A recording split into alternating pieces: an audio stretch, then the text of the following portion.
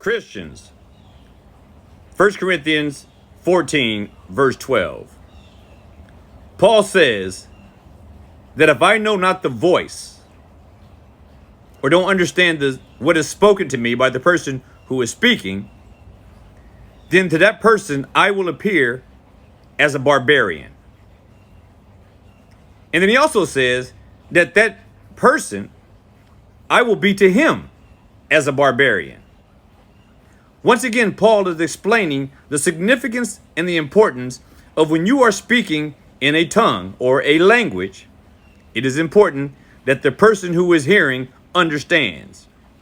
And so it also must be important that the person speaking understands that the person that they're talking to understands what they are saying.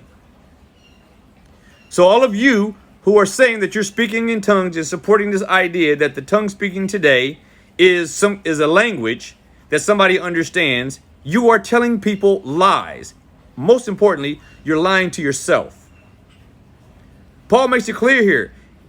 Chapter 14 of 1 Corinthians, Paul is not giving a congratulatory message. He is not rewarding them in these words.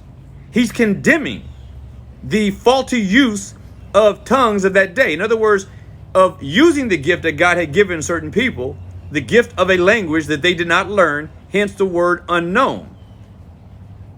It is not unknown because the language is unknown. It is unknown because the person who's been gifted with the language, it was not known to them. The language was unknown to them.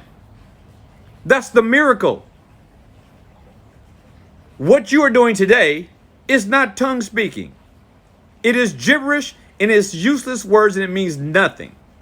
So when you speak in this language that you call tongues, you sound like a barbarian to anyone who hears it. And this is what Paul is explaining in this verse. You come off like a barbarian and you're understood to sound like one. And what he's talking about is a person who's uneducated. When you sound like this, when you do this, you sound like somebody who is uneducated.